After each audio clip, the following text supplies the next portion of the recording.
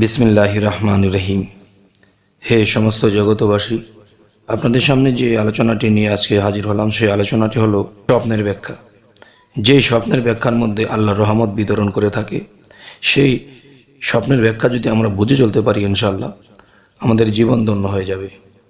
তবে আজকে আমি যে কথাটি বলবো, ইনশাআল্লাহ অবশ্যই শুনবেন এবং খেয়াল করে শুনবেন, যা শুনলে আমাদের ভবিষ্যতে বাহ্যিক, আধ্যাত্মিক, রুহানি জগতের এবং সামাজিকভাবে আমাদের যা কিছু জানা দরকার তা আমরা অবশ্যই এখান থেকে জেনে নিতে পারবো। স্বপ্নযোগে আল্লাহ সামনের খবর জানিয়ে দেয়, এখন আমরা এটা জানতে চাই না, বুঝতে চাই না, যার ফলে আমরা নিজের বিপদে নিজে পড়ে থাকি। কিন্তু আল্লাহকে দোষারোপ করি, আল্লাহ তুমি আমাদেরকে বিপদ দিলে, আল্লাহ তুমি আমাদেরকে সমস্যা ফেললে।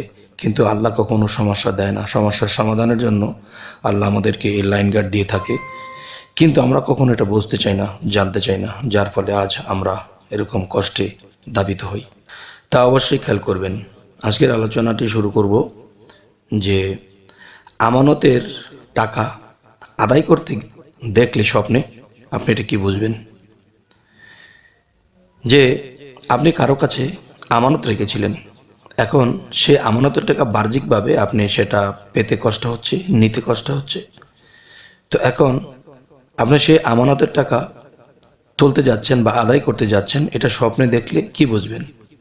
এটা স্বপ্নে দেখলে বোঝা যাবে যে আত্মীয় স্বজন কর্তৃক উৎপীড়িত হবেন। আচ্ছা, এবার আসি যে আমানত রাখা দেখলে, যে আমি যদি আমার ধন সম্পদ বা টাকা পয়সা, স্বর্ণ গয়না আমি যদি কারো কাছে আমানত রাখি এবং সেই আমানত রাখতে দেখা, স্বপ্নে দেখা, এটা কি বুঝবো? এটা বুঝতে হবে যে আপনি সামনে রোগমুক্ত হবেন।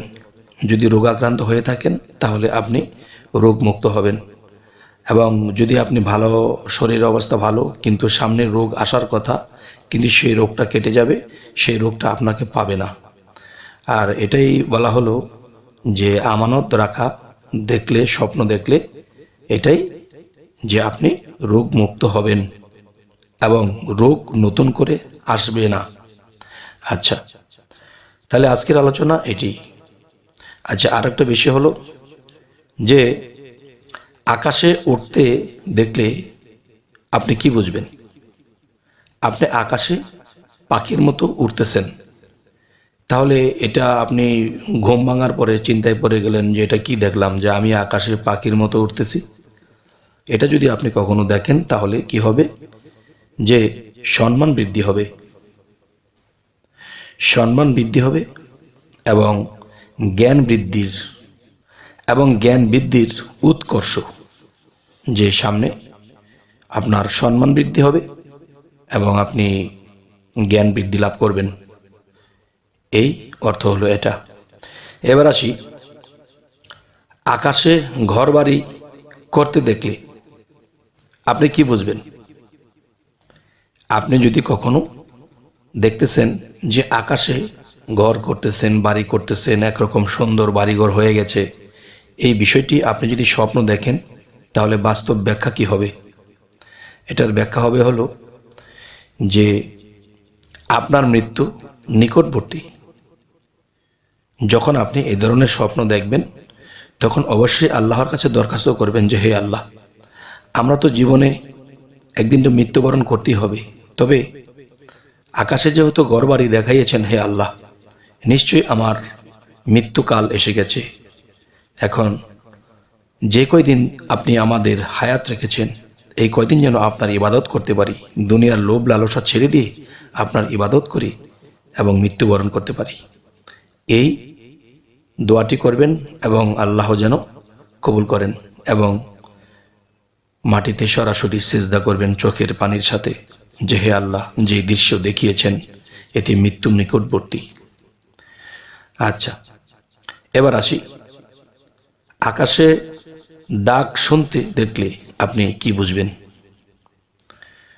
আকাশে ডাক শুনতে পেলে, যদি আপনি স্বপ্নে দেখতেছেন আকাশের ডাক গুম গুম গুম গুম করে আওয়াজ করতেছে, বিভিন্ন ধরনের শব্দ মিশ্রণে, বৃষ্টি, শস্য, বিভিন্ন বিভিন্ন আওয়াজ শুনছেন, আর সে আওয়াজ কখনো চিকন স্বরে, কখনো গম গম শব্দে, তখন আপনি স্বপ্ন ভেঙে ঘুম থেকে উঠে কি ভাববেন যে আপনি কি দেখলেন?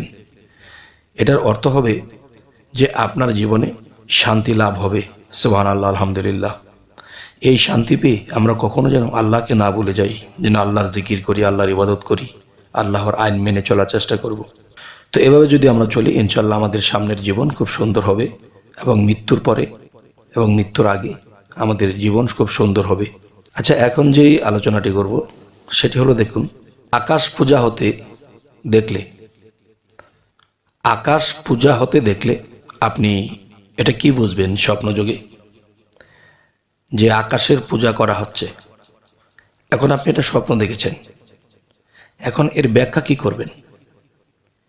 এর ব্যাখ্যা হলো, দেখুন, যে শিরক কুফরি বেড়ে যাবে।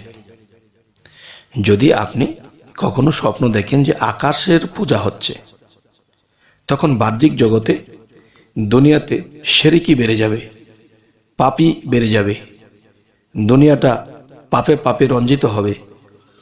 এবং সেই পাপ শুধু মানুষের পাপ বললেই হবে না, আপনি যেহেতু দেখেছেন তাহলে আপনার দ্বারা কোনো পাপ হতে পারে, আপনি আল্লাহর সাথে কোনো কিছু শিরক করতে পারেন।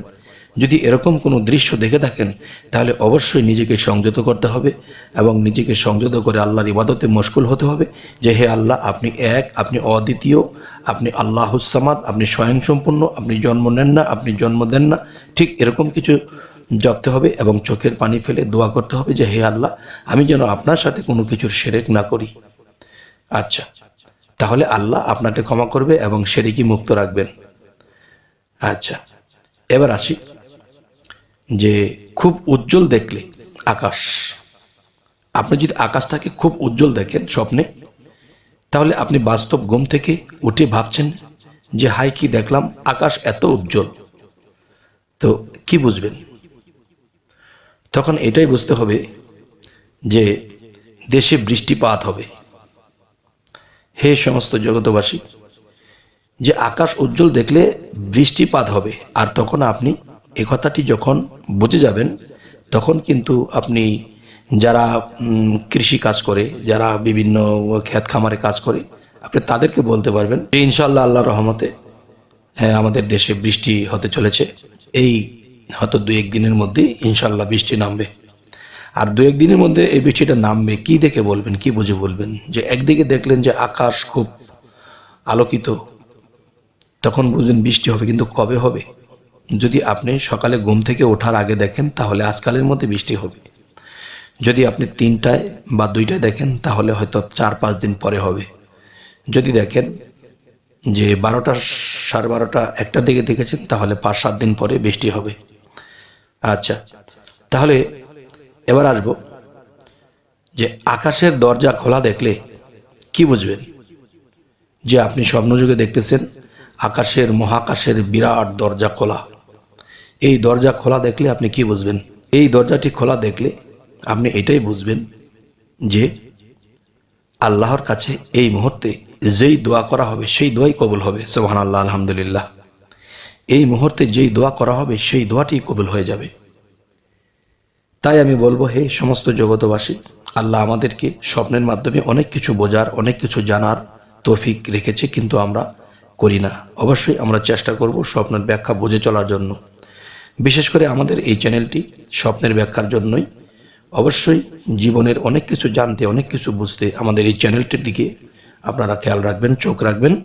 চ্যানেলটির নাম সামনে বিপদ জানুন।